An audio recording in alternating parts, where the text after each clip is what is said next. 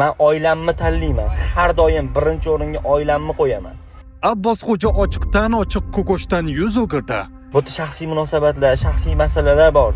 O'rtoqlar, uni bilmaysizlar, uni aytolmayman. Agar aytsam, keraklicha sharmandagarchiliklar bo'lib ketaman. U ko'koshning atrofidagi blogerlarni klinikadan katta pul talab qilgan audiosini ommaga oshkor qildi.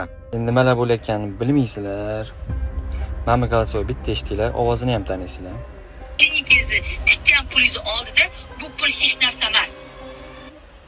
Siz bloger bilan o'ynashyapsiz. Men bilan o'ynashmang, oqibati yomon bo'ladi deydi Abbosxo'ja. Menga boshim tegmaydi. Umuman yaqinlashmanglar meni. Nomimni ham ishlatmanglar. Ko'kosh bilan bog'liq mojarolar ortidan Ahad Qayum va Jasmin o'rtasida jang boshlandi. Kimdir zanimatsiya qiladimi bular bilan?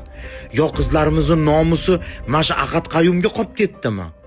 Ahad Qayum tomonidan jinsiy zo'ravonlikka uchraganini iddao qilayotgan qizlarni audiosini qo'lga kiritgan Jasmin Ahad Qayumni xalqqa sharmanda qildi. Menda hamma peripiska, yozuvlar, galasavoylar hamma yo'q bor. Mana hozir videodan keyin qo'yib qo'yaman hammasini. Iltimos kimdir shug'ullansin bu bilan. Shu kungacha faoliyatim davrida hali birorta qiz bilan qanaqadir shaxsiy munosabatda bo'lmaganman. Xo'sh, bu masalada siz qanday fikrdasiz? Bu joyda kim haq yoki nohaq? Abbosxo'ja, Ahad Qayum yoki Jasmin? Fikrlaringizni izohlarda qoldirib, videoga bir dona like bosib qo'yishni unutmang. Biz to'liq videoni e'tiboringizga havola qilamiz.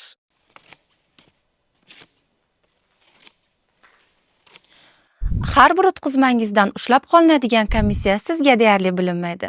Lekin ular mana shunday pullaringizni mayda-mayda bo'lib yo'qolib ketishiga sababchi bo'lishi mumkin. Tezda ilovasi orqali siz Rossiyadan O'zbekistonga yoki O'zbekistondan Rossiyaga hech qanday komissiyalarsiz pul o'tkazishingiz mumkin.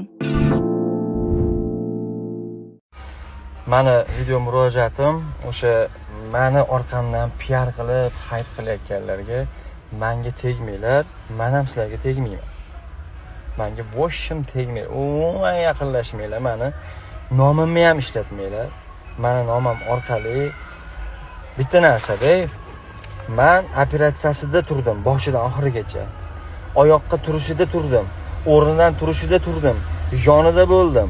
Toki ikkinchi operatsiya bo'lgungacha 28-martgacha yonida bo'ldim. Qachon 3-martlarda operatsiya bo'lganmi, 2-martda operatsiya bo'lganmi, 20 kun, 25 kun yonida bo'ldim. U yog'iga 5 kun, 6 kunga men uyimga ketdim. Men ota-onamni oldida bo'lishga haqliman. Men oilamni tanlayman. Har doim birinchi o'ringa oilamni qo'yaman. Keyin men bu shaxsiy munosabatlar, shaxsiy masalalar bor. O'rtoqlar, uni bilmaysizlar, uni aytolmayman. Agar aytsam, keraklicha sharmandagarchiliklar bo'lib ketaman. Xo'p, oxirgi munosabatim o'rtoqlar. Shunaqangi hayp ishlar, nimalar bo'layotganini bilmaysizlar. Mana Galasiyo bitta eshitdinglar, ovozini ham taniysizlar. Klinikangizni tikkan pulingizni oldida bu pul hech narsa emas. Siz bloger bilan o'ynashyapsiz. Bu butun dunyo qaryapti sizga, butun dunyo. Bitta narsaga xursand bo'ling, aka siz otingiz ketgani yo'q. Men komoshi oldida men turaman. Men sizni yuzaga chiqib oqlikka olib chiqib qo'yaman. Faqat men aytganimni qiling. Ani aqqa-baqqa o'ynamang. Yo'q, aqqa-baqqa emas, men komosh. O'rtoq. Endi videoni qo'ygan odam oxirigacha qo'yish kerak. Birinchidan 140-modda 2-bandi jinoyat kodeksi bilan u odam javob beradi. Hozir huquq organlariga yetdim. U yerda juda ham ko'p gap bo'lgan. Aka Rossiyaga olinganlar, o'ta aka bilan bo'lgan suhbat edi. O'ta qizlar ham bo'lgan edi. Va yana Otabek degan odam bo'lgan edilar, jurnalist. Meni hali yuzim chiqib ketmadi. Meni oqlab beringlar. Kreditim bor, $500 ozodib oqlangan deb men ham oqlashman. Turibman, sizni oqlab beraman. Faqat davolab bering shu qizni deganman. Va hamma narsani zapisi bizda ham bor. Tak что oxirigacha qo'ysin. Keyin bu ommaga olib chiqishi o'zini tartib qoidasi bor. Bu Abbosxo'ja meni gapirib chiqibdilar, PR xohlayapti nimadirlar deb. Ukaginam juda ko'p gapirib bordi. Endi siz bilan qonuniy gaplashaman. Ikkita insonning o'rtasidagi gapni olib chiqish qonun oldida javobgarlik. Abbosxo'ja o'ziga nisbatan bo'layotgan gap-so'zlarga jiddiy munosabat bildirayotgan bir paytda ko'kosh mavzusi qolib, ijtimoiy tarmoqlarda Ahad Qayum va Jasmin o'rtasida jang boshlandi. Ahad Qayum 50 ta advokat yo'llab Jasminni qamatishini ma'lum qilishi ortidan, Jasmin Ahad Qayumdan jabr ko'rganlarga video murojaat bilan chiqdi va u tomonidan jinsiy zo'ravonlikka uchraganini iddao qilayotgan qizlarning audiosini qo'lga kiritib, ularni ommaga oshkor qildi. Bugungi pismolarni o'qib shok bo'lganimdan bu videoni yozishga qaror qildim. Kimdir bu narsani kontrolga oladimi? Jabrlanganlar, yozib beraman deganlar 9 ta odamga aylandi. 9 ta odam mana tayyor zaявление yozishgan. Ishonasizlarmi, men bu сообщенияларni o'qib, hali hammasi emas, bir 216 tamiga сообщение hali ochishga uspet qilmadim. Yonimdagi dugonalarim ko'rib shokda. Голосовойlar bor, qo'yadigani bor, qo'ymaydigani bor, ovozimdan ota-onam tanib qoladi degan qizlar bor. Ey Xudoyim, shu Boje moy, kimdir zanimatsiya qiladimi bular bilan? Yo qizlarimizning nomusi mana Ahad Qayumga qolib ketdimi?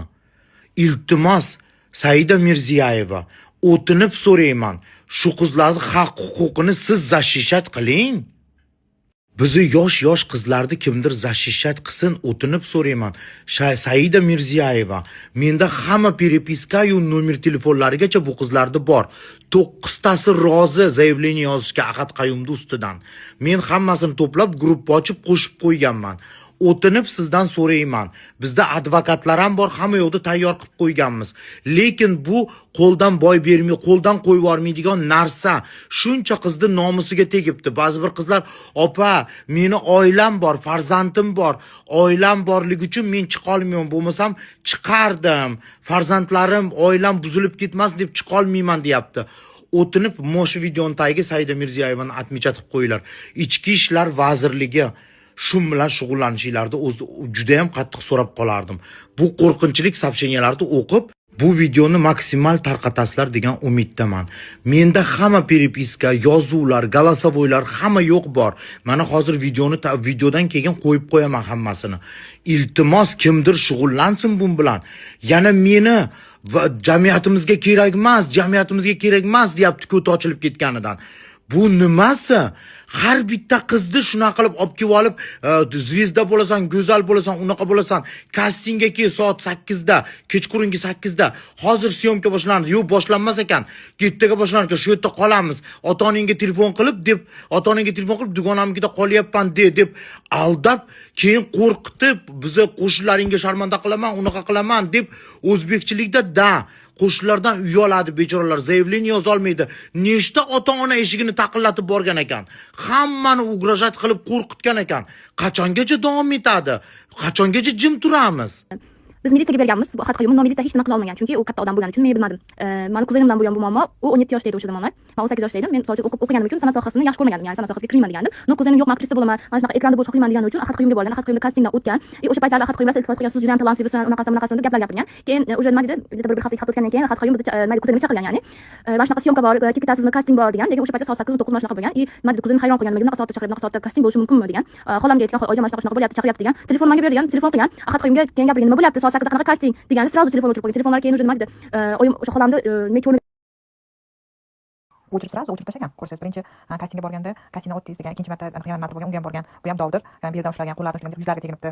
Indamagan, qo'rqqandan keyin indamiysan dedim. Shularni aytgandan keyin qolib telefon dedim. Telefon qilib kechqurun uchrashuvga chaqirdi. Xuddi o'sha qiz o'sha joyga borib kelaylik degan. Bu bormoqchi bo'lgan keras, ushlayman bor. Sonda qolib telefonni avo desam, guriydi degan. Guriyni otasidan shuni telefonni o'chirib hamma ismlarni o'chirib tashladi. Bunga bitta 4 yil bo'ldi-da. O'tgan 17 kirgan qiz edi. Qiz o'sha kastingga borgan. Rosa ushlagan ekan. Telefonlarni cho'niga ketib qo'ygan Ahad Kut.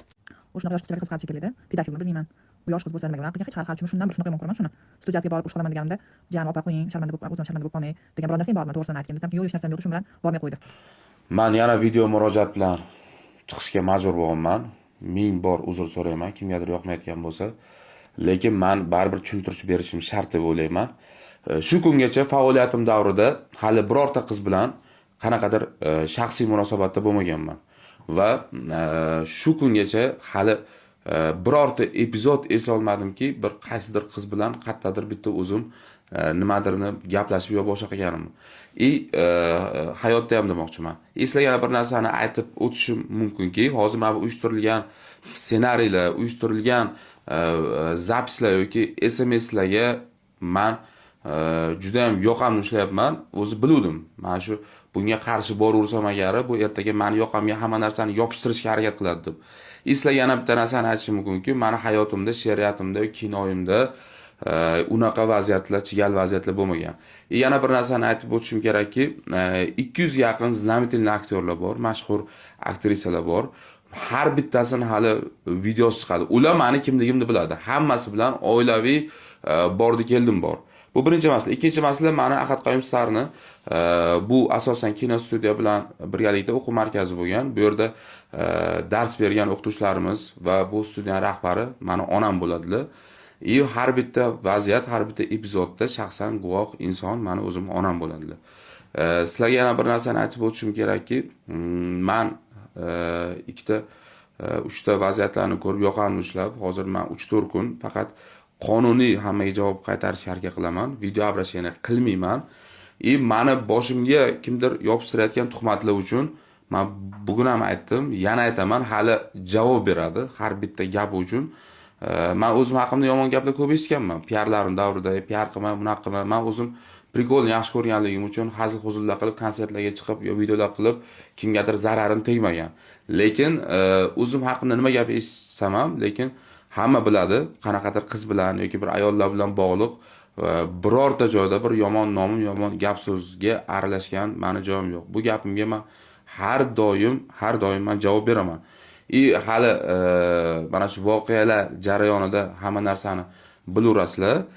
Qaysi productionda, qaysi qiz, qaysi bolani boshiga ish tushsa, yo qaysi qizga kimdir gap otadigan bo'lsa, kelib har doim mendan yordam so'ragan. Aka, gaplashib qo'ying, mana shu bola mana shunaqa qotdi deb, o'shani borib men o'zim gaplashib qo'yganman. Ukam ijodga endi kirmoqsan, rejissyor bo'lmoqsan, klip maker bo'lmoqsan, bunaqa ishlaringni qilmagin deb butun show biznesda hamma biladi. Shu paytgacha shu sizlar norozi ekansizlar rejissyorlardan, men o'zim norozi bo'lganman ba'zi bir rejissyorlardan. Nima uchun shu paytgacha mana shu qizlarimiz shu narsani chiqib aytmaydi? Kimdir gap otgan bo'lsa, kimdir qilib o'qigan bo'lsa, qayerdadir nima qilgan bo'lsa, 100% kelib qayerdadir murojaat qilmaydi. Murojaat qilish mumkin tegishli organlarga.